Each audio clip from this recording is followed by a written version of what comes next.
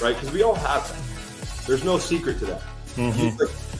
If you tell me every day you wake up and you're like, yeah, I feel like $1 million, no, like you're going to go through ups, downs, this, that, and the others throughout those days. And some of us have tools, and some of us have tools, and some of us don't. But on those days, you have to find a way to break through. So for me, that was the biggest possible thing. Finding a way to break through on those days where you don't want to break through. See, that's so critical, though, because so many people see those bad days as a reflection or judgment of themselves versus this is the challenge day. Like, you didn't look for your A-plus day, right? Tell me about – I think the reason I wanted to have you on was twofold. One is, we talk a lot about strategy. We talk a lot about swing. We talk about a lot of things in sports. But club fitting is so critical because if you don't do it right, people find themselves in trouble. And a lot of my buddies that I play with are like, they're changing heads and all this, and they're not getting fit. Why is it so important for the best players in the world to be fit properly?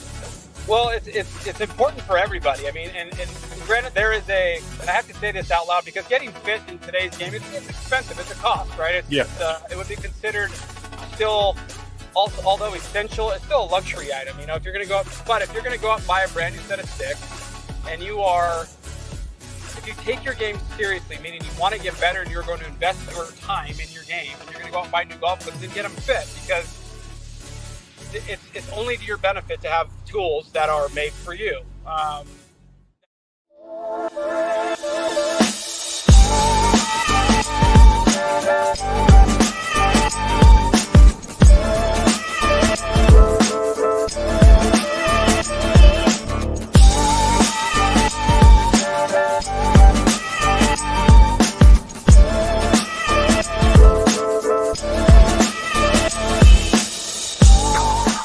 Hey guys, welcome back to Mental Game Live. Dr. Brett McCabe here. It is Tuesday, June, whatever day it is. I don't know, June 24th, 5th, whatever. I don't know what day it is. But 27th. What is it? 27th. 27th. All right. The reason I don't know where it is, I've been on vacation, but I got a chance to watch some cool stuff we're going to talk about tonight with two legends from LSU, members of the 2009 national title team. So if you're a fan of college baseball, professional baseball, and all the like, it's a baseball-centric show. And you may say, what the hell? I'm a golfer. I don't know. You can always learn from other sports. So tonight we're going to dive in and get after that. So before we do that, Bash, you doing good? Good, man. Feel like I haven't seen you in a while. You got your Ole Miss stuff in the background. I know. Man, you gave us one last year, so we'll take it. You got one. Sold our soul to get one, though. You did sell your soul. Hopefully we can make the tournament this year. So that was a low blow. Tough scene. But listen, Mental Game Live is all about where to get your questions answered about how to improve your mental game and whatever you do and perform. This week was an absolute clinic of the mental game in the College World Series, and my alma mater, LSU, won their 7th national title, the first since 2009, which two of our guests are going to come on. So you want to know what the good, the bad, and the ugly is about this week? There's only the good, and that is LSU winning the national title last night in a dominating fashion by taking down the Florida Gators, who were rolling off of a big victory on Sunday night, just to only get turned around and sent back home on Monday night. So congrats to my LSU Tigers. Let's bring up our two guests tonight, Bash. What do you say? Tonight we have with us Mikie Mahtook and Jared Mitchell, two All-Americans from LSU, members of the 2009 national title team, former professional ball players, played at every level, studs. Dude, I just wanted to get you guys on to talk about what this means and what are your thoughts on this? Yeah, man. Thanks for having us. Man, we've had the privilege of following this team the whole year. We've got to know some of the guys, interviewing them and talking to them, and got to know some of the parents. And so it's see them kind of reach the top of the mountain. And, it wasn't really easy for them. Everybody would assume that it's going to be because of how talented they were, but they went through some adversity. They lost some pitchers early in the year. Guys kind of had to figure some stuff out. So it was really cool to see, man, especially because we got to create such a personal connection with them. Yeah, I agree. Yeah, man. Jared, what are your thoughts? I was just gonna say, yeah, for me, it was really cool to see going into the year. The team was really stacked. Looked at it on paper, the team was really stacked. Everyone we talked to, it seemed to be that they had a ton of chemistry. But we all know it's baseball, and there's always going to be some sort of a blip on the screen, some sort of, low point, and we just wanted to see where it would be, and it kind of happened in the middle of the year. They lost a bunch of arms, and to see them kind of still come through and get it done, it's actually pretty cool to see, kind of getting to know that, I guess, that group of guys a lot more than I've kind of gotten to know some of the other guys in the past. This team was unique and different because, to your point, I mean, everybody made a big deal about the number of transfers, and Coach Jay Johnson in his second year bringing in a lot of high-profile transfers from Paul Skeens to Tommy White to Thatcher Hurd and down the road, right? But yet this team was also built by guys that represent you and me, which were program guys that came in, lived and breathed purple and gold, played their hearts out. You know, the Gavin Dugas, the Kay Belosos, the guys that had been a part of this program for so long. That I think that's the unwritten story about what this program was all about for this year, with those guys that represented the culture and the program of what a championship program is all about. Yeah, I mean, you can only go so far with talent, right? Like, you can bring in as much talent as you want to your school, but if they don't buy into what's being sold to them, as you know, from what Jay, if they don't buy into the culture and, you know, buy into the guys who've already been there, and they just kind of there because they want to play at a high level and they want to get out of there and go to the draft, it's not going to work.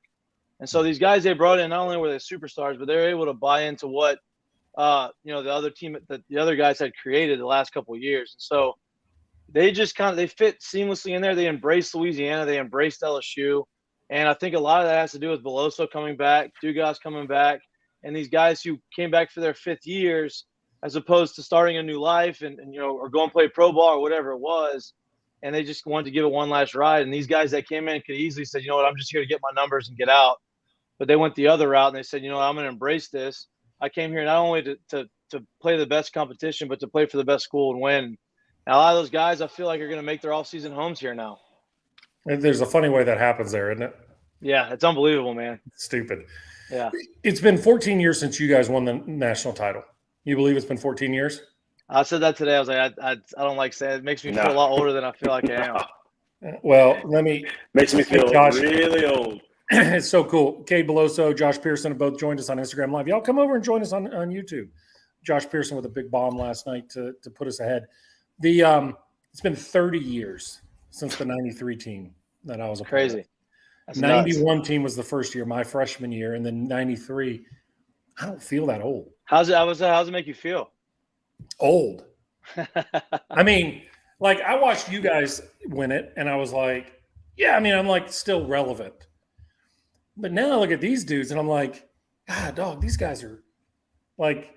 I asked Sports Information a couple years ago. I was like, hey, you got any pictures? And they sent me one black and white of when I pitched.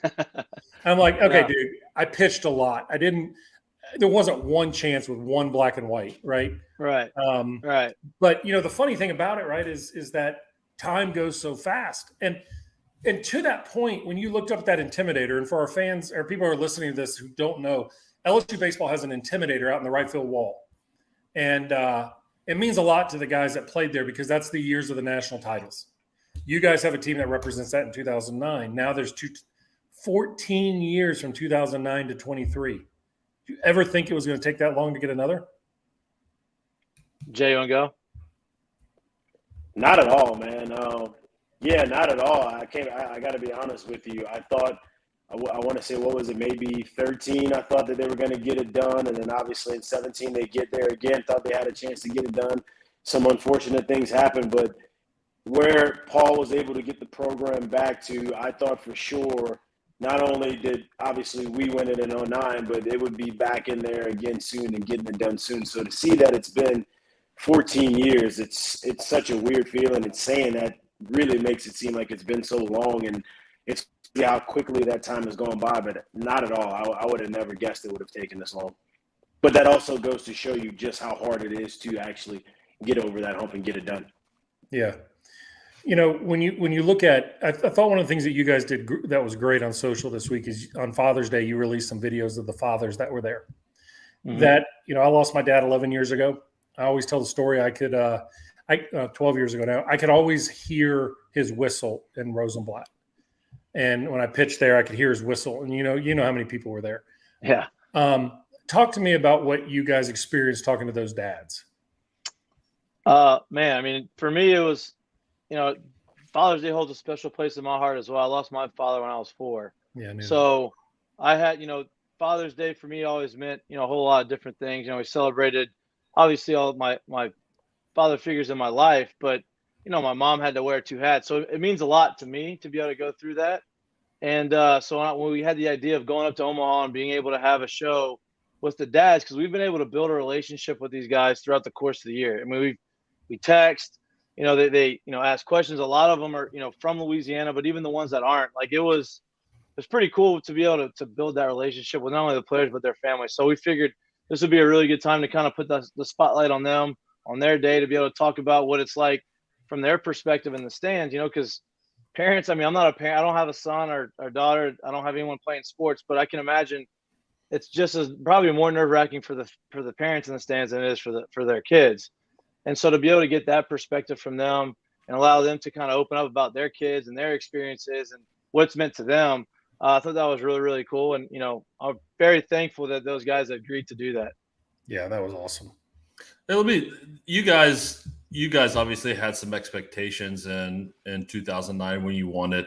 This team had a ton of expectations. You talk about the loaded roster and whatnot, but that's hard to do. Like, it's one thing to be good, but it's also another thing when you have everybody telling you how good you are with a bullseye on your back for most of the year. But they carried the number 1 ranking, them and Wake, were like the only 2 to have it. But they carried it for most of the year. Right. Like, I don't think people like outside of baseball really understand like how difficult that is, especially in the sport. Like, you don't get tripped up in midweek games. You win the games you're supposed to win. You don't lose a single week. Talk about how difficult that is, and also to succeed, and use that as motivation. Jay, So I'll take this one. For me, when I think about how much expectation, when I think about how much expectation was around this ball club, it's unbelievable that they were actually able to get it done. Just in the sense of, first off, you got to think. I think at this point now, it's not an SEC bias, but it's a real thing when you look around the league of the SEC that it is.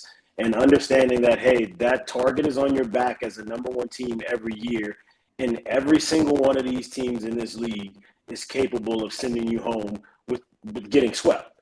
So for me to be able to keep that, to start the year, number 1, to keep it as long as they did, to kind of go through their rut and get back to where they want to be. And let's be honest, all hats off to the team that Wake was this year. That was a very, very, very good team. And to go into that situation and be able to beat them twice in a row, it's unbelievable what they did. And I mean, like you said, with the amount of expectations that was around them and doing it in this league, to me, it's incredible.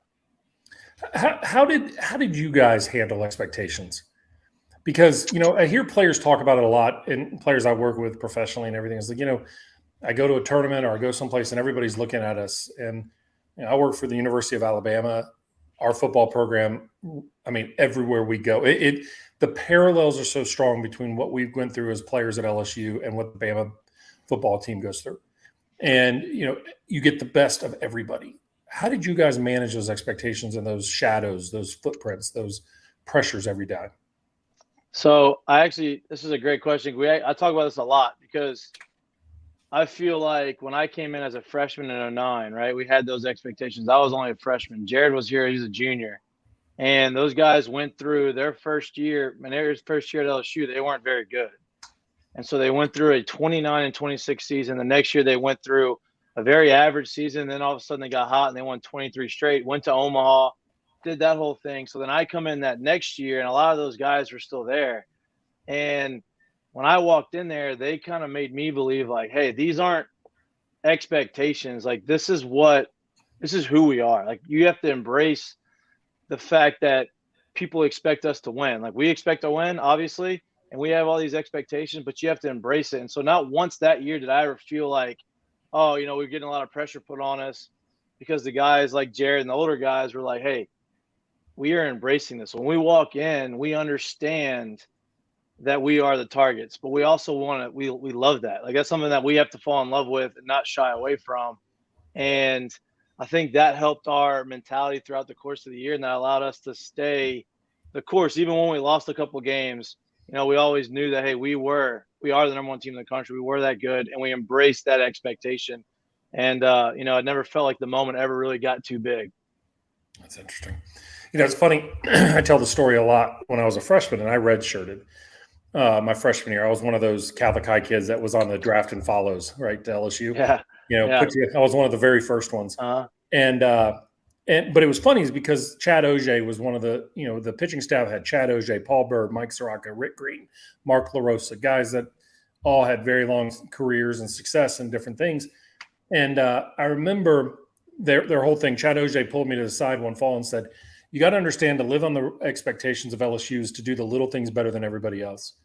And we were doing batting practice and at old Alex Box, and we had to, every ball that didn't come back in, we had to run polls at the end, right? And those damn balls would hit Nicholson Drive and they'd go flying and some guy would pick it up and you're like, great. And you knew it was happening. But anyway, I come back and there was this ball that I just couldn't get to through a couple of the fences. And I was never like a fence climber. And come back in and I'm sitting there and Chad's like, did you get that ball? And I was like, no, I can't get it. He goes, go back. And I'm like, I can't get it. He goes, go back and get it. I run back out there and I come back in. I can't get it again. And he goes, you don't understand. That's not how we do it here. And I ended up getting the damn ball, right? And he was right? That was the way we did everything. Yeah. And, it's so funny when people talk about expectations.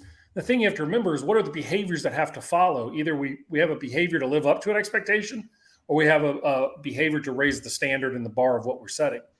And I think what's amazing to watch, and Bash, I'd love for you to comment as somebody who played against LSU, not to have a kumbaya session of LSU, but what that experience is of going to Alex Box. You enjoyed it, yeah. Being in that Alex Box Stadium and what those standards were, because I think we always said we weren't the most talented. Now, maybe this team was the most talented, but we weren't the most talented. We were just better. Right. Bash, I'm glad you – yeah. Oh, sorry. I'm glad you said that because one of Maneri's big things to us was how you do anything is how you do everything, right? And so, same thing. When we got there, it was, hey, if your shower shoes or your locker was messy, you're going to go run, right? Like it was, everything was meticulous. And he'd always say, if I can't count on you to do that, how am I going to be able to count on you late in the game? And when you're 18, 19, 20 years old, you're like, how is that going to correlate to anything that happens on the field? Like, just because I didn't have my shoes in the right spot doesn't mean I'm going to get a hit or not get a hit the next game. But then as you got older and you kind of see how it all works, you realize like, no, doesn't directly correlate as far as like, oh, the shoe's there, so you're not going to get a hit. Hey, if you have enough discipline to do those little things, then I know that you're going to have enough discipline to do all the things that you worked on in the moments that matter the most. Yeah. Jared, I mean, you obviously probably mentored Mikie when he got there. I mean, junior to freshman. Is there some PTSD there, Mikie? No, he was great. I can talk offline later. It's funny though, because like he said, it was, I think so. He talked about like kind of an example of Maneri, but at that time too, I'll never forget. I can go back to my sophomore year.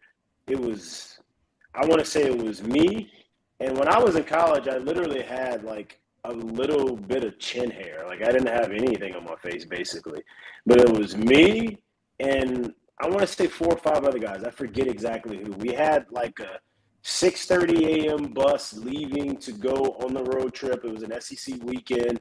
We got on the bus, tired as can be, and Paul literally went up and down the bus checking faces, and he made 4 or 5 of us get off and go shave. And that was literally the message. If I can't trust you to be clean shaven like I asked you to be, how can I trust you to get the base hit with a runner on second or 2 outs in the ninth? I can't. Like I just can't. I can't trust you to do the little things. And so it's a weird dynamic, because I think these kind of messages are, by a lot of coaches, they try to deliver these type of messages in a certain way. Like Mikie said, at that point in 08, I guess you could say my sophomore year, is those messages just started to click into that group of guys. And we just so happen to have a very strong amount of those guys coming back the next year, to where when we integrated younger guys, we were able to push those messages across. And everyone kind of embodied those things, and you kind of took it on and you kind of took it upon yourself to make sure, hey, let me just make sure that I'm doing enough. That way the next guy can't tell me to do this and do that and do this. And you're able to get enough people on the same, I say enough, you're able to get literally the entire roster on the same train. And I think stuff like that is what makes a special group, because it's not easy to do. And then when you do it, it becomes something absolutely special. When you look back at the guys that preceded y'all, and I look at the guys that are followed now, like I watched that game last night. I watched the entire series. I met with the guys in Hoover. I saw them there, and I was just so impressed by them, right? And early early on, I was like, these kids embrace what LSU, but I got to imagine the footprint is deep. What did that shadow and footprint do to you guys? Because I know the longer you are away from that era, the bigger the stories are, almost like they're infallible. Like, oh, LSU of the 90s never lost, right? Right. They never got swept. Well, hell, in 91, we lost 5 straight games in the SEC, right? In 93, we were almost bounced in the regional. And talk about that. Like, what was that like? Because for me, I was on the upcoming side, so we were on the hunger. I mean, we had Ben McDonald and the guys before us and Joey Bell and those guys. I played with two guys whose names are on the wall. One was my roommate and Todd Walker. So I saw them firsthand, and I was a senior when Eddie was a freshman, Eddie Furness. So I saw them as like, I remember when they were coming up. They weren't legends. For me, I think, man, honestly. You want me to go? I'll go. For me, I grew up go ahead. watching LSU, right? That's I'm from Lafayette. That's where I wanted to be. And so when I got there, it was almost like I knew the history of it. I knew, I didn't know the details of how good these teams were. But when I got there, Terrio and Fontenot were in the big leagues. And so they would come back down in the off seasons. They would take ground balls. And so we got to be around those guys. So it felt like we kind of were part of that. Obviously, we didn't do anything where now we're all kind of in the same fraternity. We see these guys. Now we're able to get to know them a little bit off the field. And so I think that helped. And then just for me, it was like I wanted to make those other guys proud. Like I wanted to make them enjoy coming to watch us. And you're in Baton Rouge. So like a lot of these guys from those older teams are still here, right? And so we, being around the baseball group and being around all these mutual friends, you cross paths a lot of the guys from the 90s. And so to be able to go to them and talk to them and just, when we run into them, exchange stories, to me, that allowed me to just, want to make them feel like I belong to them and wanted to make them proud like a teammate. You know what I mean? Yeah, that's cool. Jared, I got a question for you real quick. I do think hold on. Go ahead. You're going with it. Justin Hill, who's the head baseball coach at McNeese, he put a question in the chat. He said, "Did you get the ball?" Damn right. How did you get the ball? Because climb the damn fence. The people want to know. I climbed the damn fence. I mean, here was the deal. OJ was right. I was taking the easy way out, and man, I'm gonna tell you right now. I know there's hazing rules now. You didn't want to do things wrong to those older guys on my team. I mean, some of them to this day when they pop up on my finger. When they pop up on my Facebook feed or they send me a message, my stomach still drops. But anyway, I found it. Jared, what were you going to say about that legacy? Yeah, sorry about that. Sorry to interrupt. Oh, no. I was just going to say, man, I think it's a real thing. The mystique's real. I think the mystique only grows as the years go because LSU and places like LSU, honestly, have turned into factories where a huge part of the recruiting tool is you only come here if you want to compete against the best. You want to be the best, you want to compete against the best, so you come here. So being here, I can remember I got a very, very, very, very unique, very cool, very fortunate experience by being able to do those things and see it from a football side and also seeing it from a baseball side. And kind of like Mikie spoke, when you saw those older guys who have been the young guy, who have been in your shoes, you kind of felt a sense of I want to make sure that they know that this place hasn't slipped at all since they left.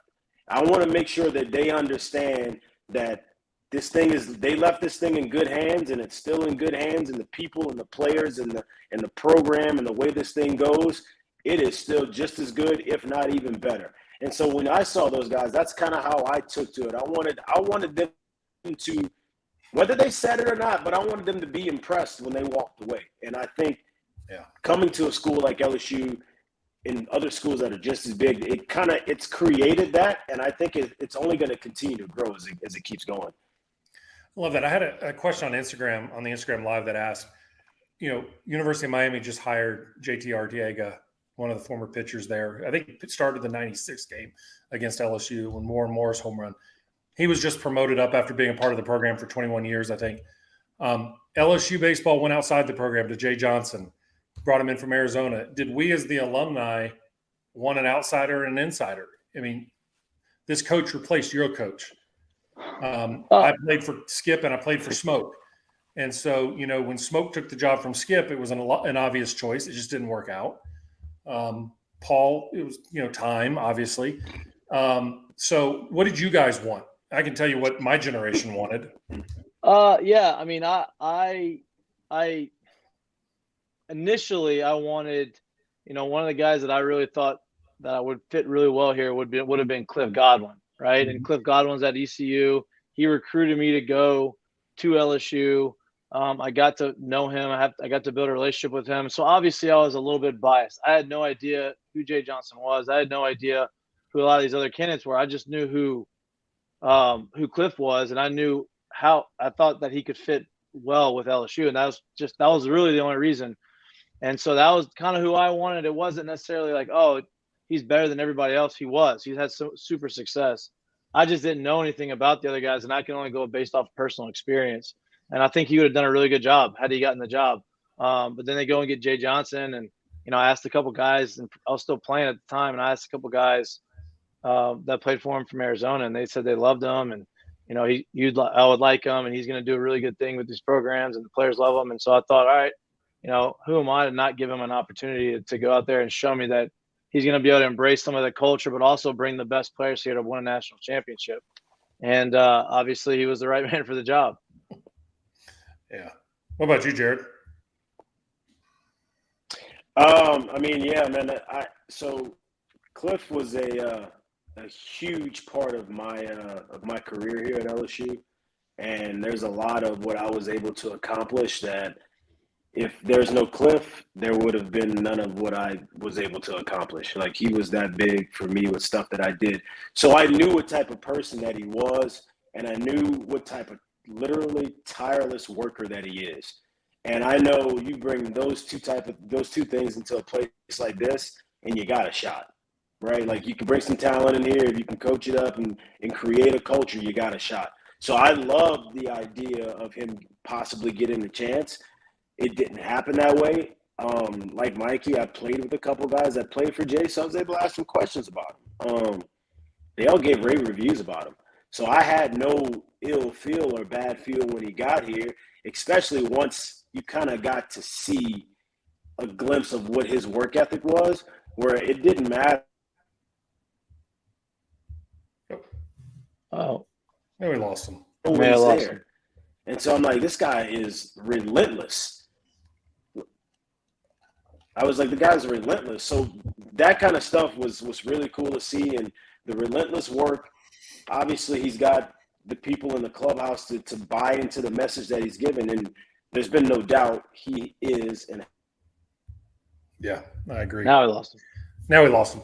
But I will tell you from my perspective, when this was going on and Coach Maneri retired at the SEC tournament here in Hoover, a lot of chatter, and I got a lot of calls from coaches that I work with across the country who were interested in the job. Obviously, LSU's at the pinnacle of the baseball world.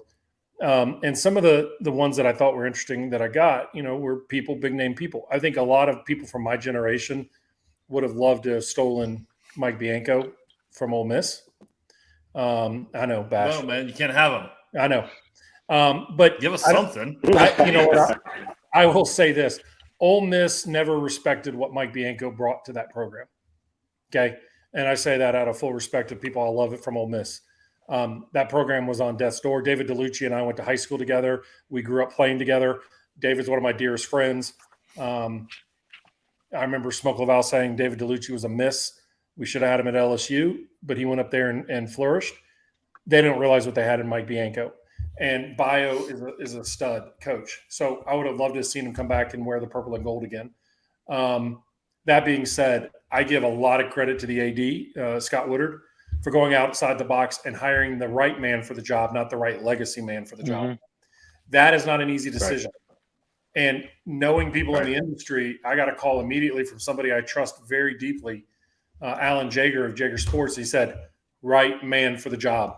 Just watch. Yeah. And what I loved about Jay from the beginning was his messaging to the alumni.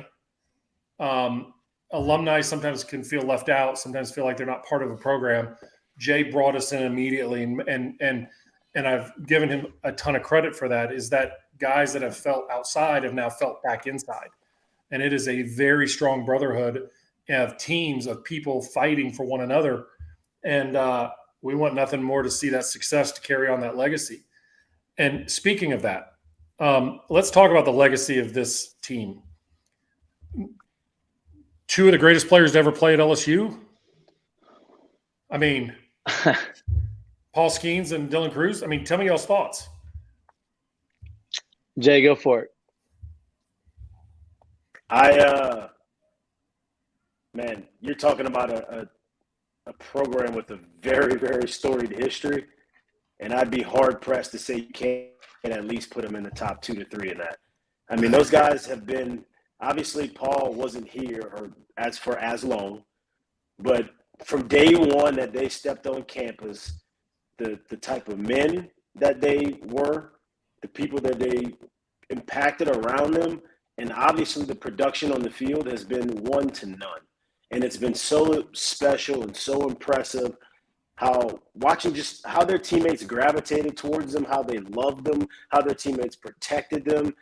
I've never till today still haven't heard a single bad word about either one of them. And that just goes to speak to the people that they are and how they were brought up. And outside of just the people that they are, when you look at the production that they put out on the field, man, it's impressive. Like it really, really, really is. It's impressive. You two are first rounders.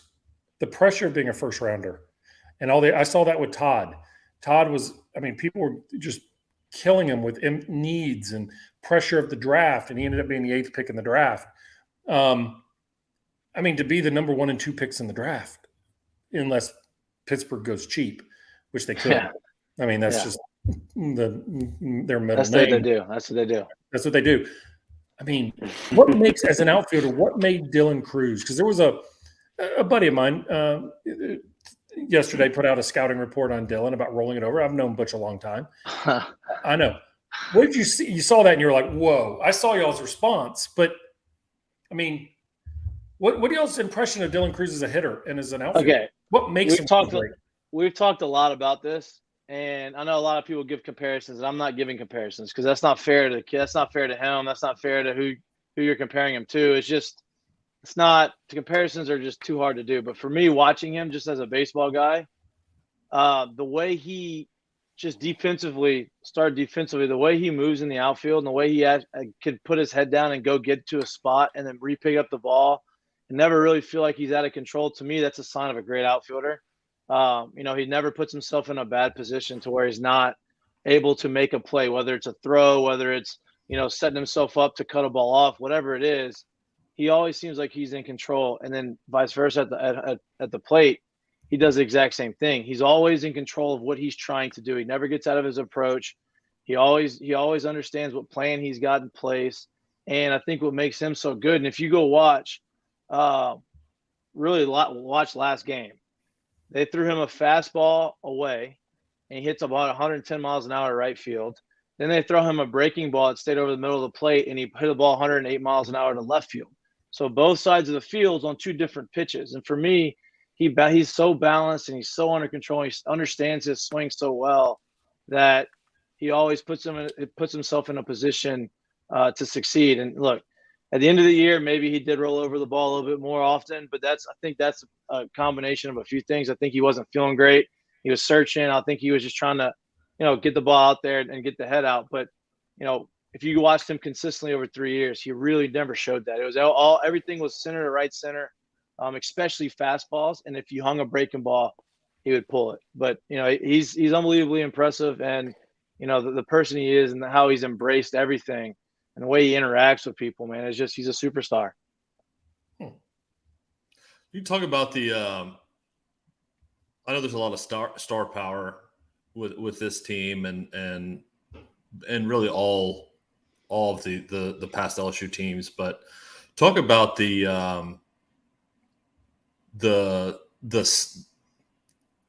what it means to play for LSU, especially coming from Louisiana, because I think that's really big. And I noticed that as an outsider playing for a different squad and getting to play summer ball with a couple of guys that played at LSU. I played with one of my good friends to this day is Buzzy Heidel. I played summer ball with, still cracking jokes back and forth. But he's the same guy, by the way. Same guy.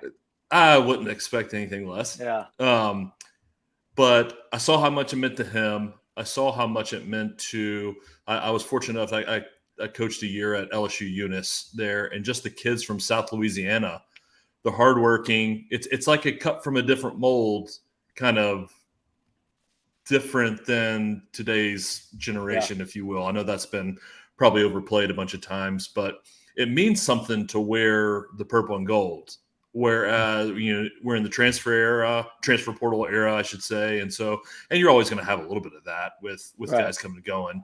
But talk about what it means to be from Louisiana, play for LSU, and just what that means.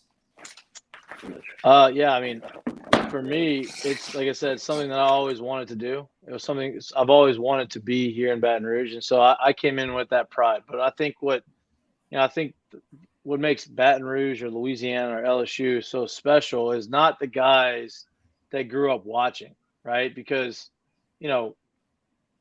if you grew up watching LSU, you've already got that built in. Like, it's where you want to be.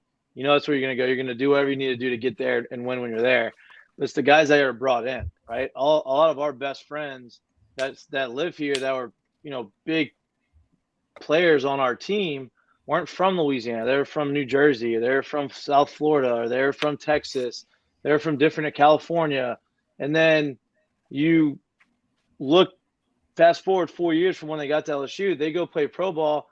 Their homes now are here in Louisiana. So when they come to LSU, that first year, it's not like Baton Rouge. LSU just kind of just embraces them, and they instantly fall in love with it. And I haven't seen too many guys that don't, but the guys that do fall in love with it automatically feel like they have been from Louisiana, and they had that, that state pride and that LSU pride, and so they end up building families here, and some of their families end up moving here. A couple of our friends' families moved from, wherever they were at to Baton Rouge because it's that special of a place. So to your question is, yeah, for me, there's a ton of pride. For Jared, I'm sure a ton of pride, right? All Louisiana guys, but it's how LSU embraces the guys from out of state and allow them to almost feel like they're from here. I think that's what makes it so special.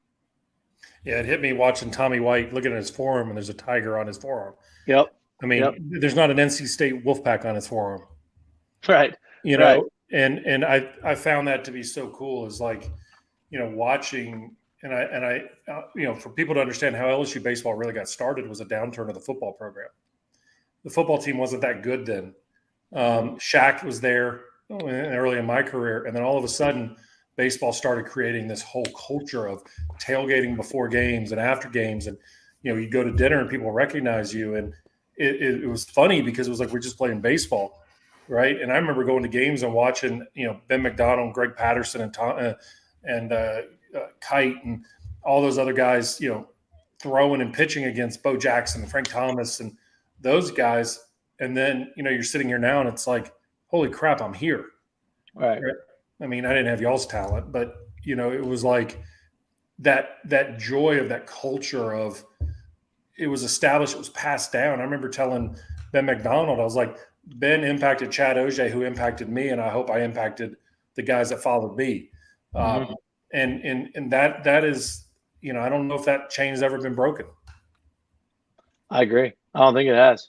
I mean, I think that the guys did the same thing. Paul Skeens did the exact same thing this year, right? Like, he came in here and he already had his thing, but it fit for what it's got. So I know all these guys that came up that were freshmen that maybe didn't pitch and redshirt or whatever they did. I'd imagine that, I'm sure he left a lasting impact. How couldn't he? I mean, he's going to be the number one pick in the draft. He's going to be in the major league.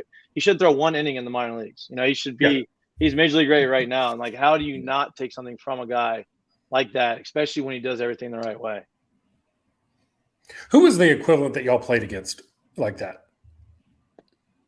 Y'all faced Murderers Row. David Price for me. Who? Mine would be David Price. David Price. Yeah. I mean, for me, like, there was a bunch of guys that we faced, but like, we faced Bauer. Bauer was really good. But for me, like, in that moment, my junior year playing against Alex Meyer from Kentucky. Alex Meyer was 6'9". He was throwing 99 miles an hour with a 90-mile-an-hour slider, and he had kind of figured it out that year. And to me, that guy was, damn, okay, this is a little different than anything else I've seen. Dotting up 98 on the outside corner, and then, when you're looking fastball, here comes 91-mile-an-hour breaking ball that's sharp. And it's for me, that was probably not equivalent by any means equivalent, but that's the only thing I can really compare to it that I faced when I was in college. Bash, who was your guy? Price was good. They had a closer. They had a closer early my first couple years. Weathers, who threw the he threw 100 miles an hour. Yeah. So I'll say this about. Well, no, go ahead. Go ahead. Yeah. Go ahead, Jared. I was just gonna say about Price. I'll never forget it. It was the last SEC series we played that year. We were not very good, so we didn't even make the postseason. So we go there. He's obviously the Friday night guy. You hear all the buzz. And it was the first time in my life I had seen someone play catch from line to line. And he was like tossing the baseball. Like, he was not putting effort into it. And I'm like, what on earth is that? I don't know what that is or why it's coming from 6'6" from the left side and long. And I'm like, what is that? So that was the first time. It was like Mikey said, it was different. I'm like, all right, that's different. I've never seen that. Strap it in today, because you got to go to work today. Yeah, we're gonna get ready to go. I faced Weathers in the SEC tournament, and I'm hitting in the 9-hole. All right, and they bring him in, and he throws 101, 100, and I start the letters, and I swing at like I got a chance to hit it. I'm not gonna get to that. And then he throws a 91-mile-an-hour slider to the 9-hole. And I'm like, first of all, why are you doing that? Right. And then secondly, he throws it in like the left-handed batter's box. And I'm like, this game's really tough. Yeah, it's hard. If you're going to give that much, on a slider in the other batter's box, then. So I got a question for you guys, just as I played in both stadiums or whatever, 07 and then the new one in 09. And both tremendous atmospheres on their own right. But I got to the new Alex box in 09, and I remember taking in and out, and I'm behind the plate taking throws from left field, and I'm like, that's the brightest damn scoreboard I've ever seen in my entire life. It is huge, and I can't see the ball. I don't know where the ball is. And then I remember, too, I was going to ask you guys about – this is completely random, but I got to know. The shadows at Alex box. I remember catching on Saturday, and it's like a 4:00 start or whatever. Shadows were miserable. And our guy threw a slider to Blake Dean, left-handed, was left on left. I remember I didn't even see the ball. And I was like, thank God he squared it up, because if I didn't, it would hit me square in the face mask. And I was like, I talked to Mikie Gibbs. We saw Mikie Gibbs a couple years ago at the convention. And I was like, dude, how did you catch there? Like, I get hit in the face 12 times a game.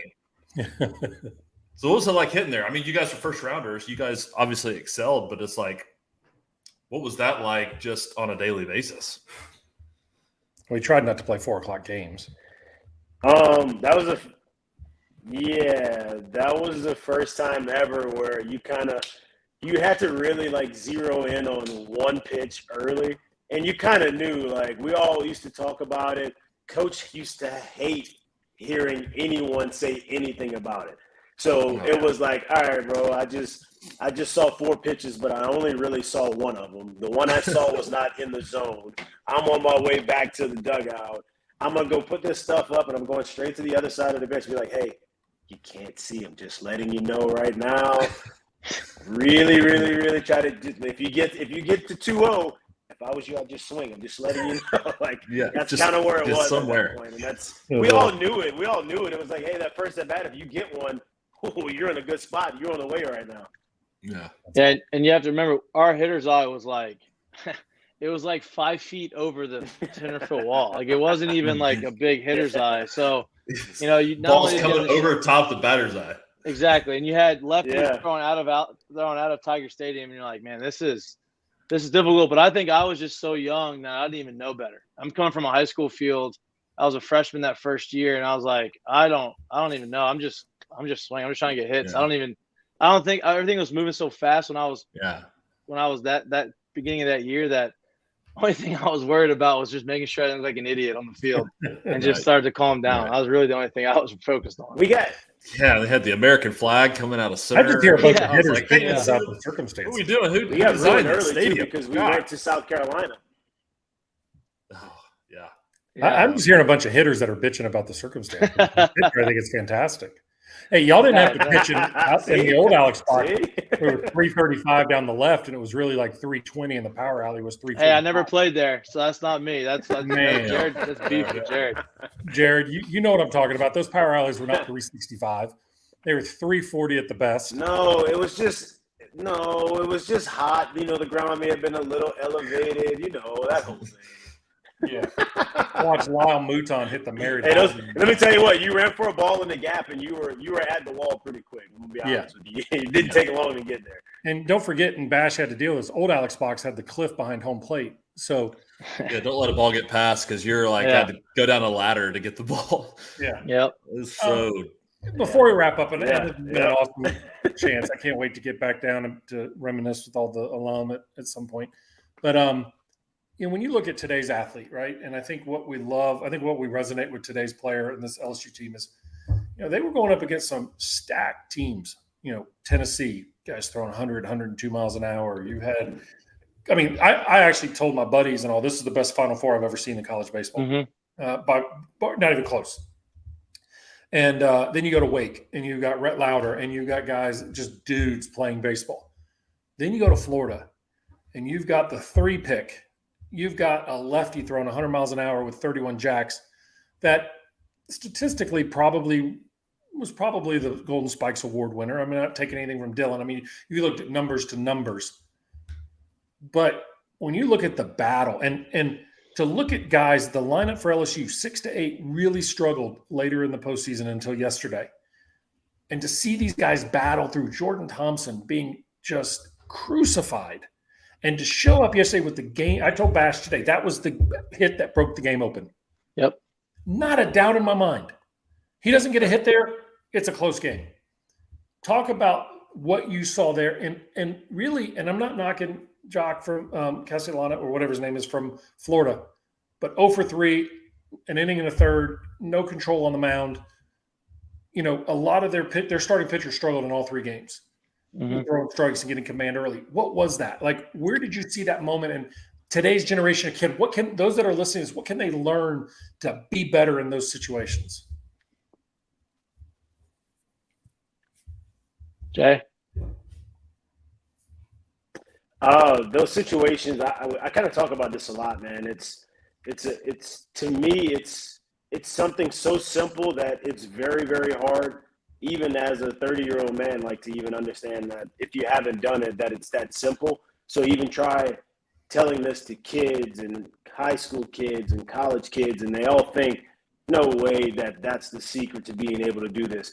But when you go into those big moments, the guys that are the best at it are the guys that are able to block out all of the outside noise, all of what's going on, the bad calls, the mind games, the shake-offs, I was 0 for 3 yesterday, I don't feel good, it's hot out here, there's a bug in my face. It's the guys that are literally able to simplify what they're trying to do and able to stick to that plan pitch to pitch in and game out. And those guys are the guys that you see come up in those situations and actually get the job done. It's being able to kind of block out all of the nonsense and really focus in on what is the task at hand. And for me, this LSU team, I've told this to Mikie before, I'll never forget this year. Now, I thought they had a strong chance to do what they just did. I could never sit here and say, yeah, 100%, I knew it, whatever, right? This year, I want to say it was the week of Mardi Gras. School's out. Everyone's going down to New Orleans. There isn't really the thought of really anyone being here. Somehow, Mardi Gras is not a distraction for the LSU baseball players. They played. Somehow on a Tuesday afternoon, they played, I want to say it was Southern, and there was like 8,000 people here. And I'll never forget, they could have easily been telling themselves, 2 o'clock, we get rid of this game, we're done at 5, we go down to New Orleans, we'll be back for practice in a day or so. Been there. The way I watched them grind down at bats against a Southern team that day, I was like, this is a different team in the sense of you don't see this from kids this age able to lock into this magnitude in a very meaningless game. It's a hot day. There's a lot of other stuff going on. You got some people in the stands, which gives you a little bit of juice, but you got to bring the rest of it. And they brought it that day. And I was like, all right, this is different. You don't usually see this from kids this age. Yeah. Yeah. For me, I went through my own struggles in professional baseball as far as like, expectations of myself, trying to do too much, everything that everybody goes through, at some point in their career. And so for me, I understood how important, kind of slowing the game down was, and how important it was to kind of, slow your heart rate just to kind of calm yourself. Right. And I didn't learn that till way later, but to know that Jay believes so much into that side of it. And then hearing Jay come and talk to us about everything that he's done with that team and how he's making sure that he's emphasizing that kind of stuff. I had no doubt, like you saw them, the way they act, the way the bats that they took and the way that they grinded through stuff and the way they could shake off, hey, a 3-week stretch where you're not playing very well, where they can shake off a 7.5 bullpen ERA for a month. Like they just never flinch. And I think a lot of that has to do with the preparation leading into the season. And like, we didn't have that when we were at LSU. I'm not saying that had I had it, I would have been better. Like, I think we were fine at the time, but nowadays everybody's a little bit more educated in that area, and they understand, how important it is. And so to know that Jay brought that in from day one, I was like, man, I think that's going to be a huge thing. And then to see the guys embrace it every time we've talked to them when they were struggling, they would bring up like, yeah, I just wanted to make sure that I slowed my heart rate down. I centered myself. I wanted to make sure that I was like, damn.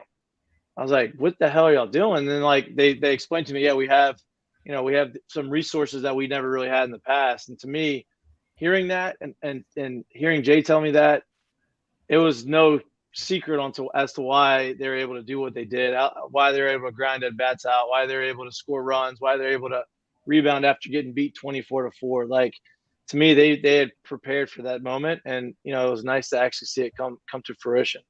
Yeah, I agree with that. Are you going to the celebration? I am going to go. We're going to have to move our show up. Actually, I haven't even told Jared and the boys yet, but Jared, we need to move our show up tomorrow so we can go to the celebration in Alex Box. But yeah, so we're gonna be there. We just got the L Club sent the email or whatever to see if they have a section for us and all that kind of stuff. So I'm gonna be there, man. These guys deserve all the support, all the love, all the celebration they get. So I'm looking forward to giving them what they deserve. Yeah, I agree with that. Well, listen, guys, it's awesome to talk to you. 2009 magical season, did great stuff. One of the guys texted me today, and I said, you're now in the club, right? Yep. Welcome to the club. It's a special club to be a part of at LSU. It's expected. It's what we want to see, but it's what I'll see myself out. Well, when it's all good, man. I can take it. Whatever. When Bash started working with me a long time ago, I would make a few comments on occasion about like still Omaha. Does every day. Omaha, don't know where it is. Haven't been there. Don't have a clue. Not a clue. Hey, who was excited last year? I was pumped for you guys.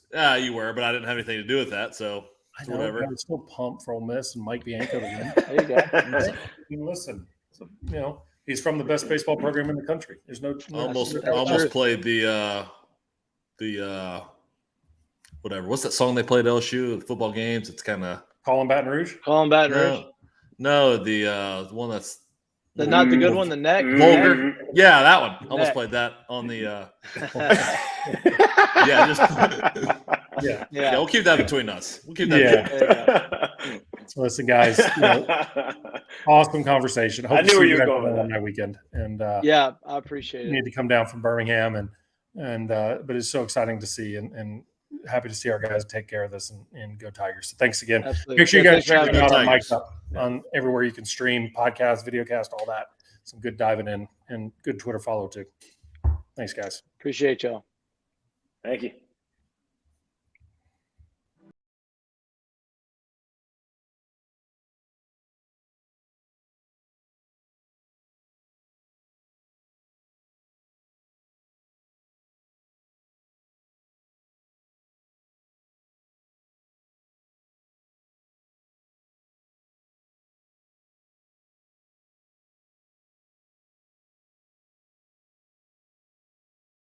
All right.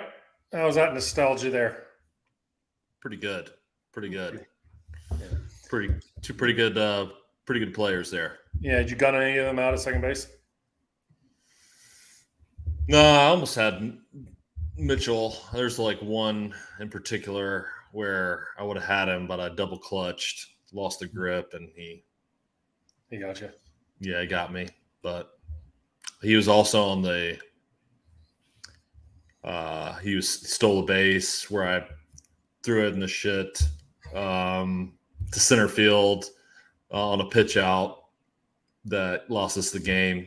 So, and the SEC regular season for that matter. Yeah. So didn't want to bring that up and, open old wounds. So I'm sorry. I'm around if you need me. I know a guy. You know a guy. What, real quick, I just got to ask you this. When you look at this and the program, obviously working for Alabama, a ton of respect for LSU baseball because of the way they've done things historically from Skip to Paul to Jay. When you see that as a player on the outside, your impression of LSU, is it like, God, dog those guys again? God. Or is it one of those things that you're like, get all the luck? Or is it they just do things no. like that? No, it's definitely not luck. It's one of those things where I think there really is something about, and I was listening to Kyle Peterson on ESPN on the broadcast right after the game. He was talking with Scott Van Pelt, and he was talking about like they have a ton of talent. Let's not get that twisted. I mean, there's a ton of talent, but there's also those South Louisiana kids that understand what it means to play baseball at LSU and what that means. And, I listened to the post game and Beloso was talking about, how he watched the Jared Mitchells and the Shimps and the Mahtooks and those guys, and kind of now, how it's come full circle and that's what Kyle Peterson was saying. He's like, there's some star power, but there's also, you got to have those Louisiana guys that really, know what it means. And I would say, and I would argue that's Skip's greatest legacy is he built guys that wanted to be there with all they took. And they saw themselves there. They saw themselves as a way to be able to compete there. And most importantly, they saw it on a perspective of it's possible for me if I do these things. Yeah. When people ask what the system or the process was, it was that you could achieve that success if you trusted what he taught you to do without trying to vary from it. So guys that grew up in the systems, and I watch guys that followed me from Catholic high school and all boys Catholic school there in Baton Rouge, who played at LSU, who saw it was possible to become a first rounder like Kurt Ainsworth, or an All-American like Patrick Coogan, or a superstar pitcher like Chris Demouy, or Aaron Nola and Austin Nola. And the guys because that was possible. And I think that's what's so cool. And as coaches, I want coaches to understand that, listen to this, is create legacies, show pathways, show them it's possible. Mikie Mahtook and Jared Mitchell wouldn't have been able to do that. I mean, if it was just a regular school in the area, they'd have been superstars there, but they wouldn't have they wouldn't have been able to stand on those elevated platforms. It would have taken a little bit more work, and they represented it so well, which is what I'm so proud of. So let's get to some questions. What we got in our – I know we're very baseball-centric tonight, but we got anything? Yeah, baseball. Let's go Jason on YouTube. Always has really good questions. Appreciate you, Jason. Your thoughts on writing down 3 things you do well when you play or practice? We tend to always look at the negative, and kids always seem to know all the bad things that they do. Yeah, I mean, part of the journal that we have in our office is I want them to write down 3 things that they did well today, 3 things they didn't do well, and 3 things that they're going to work to improve on.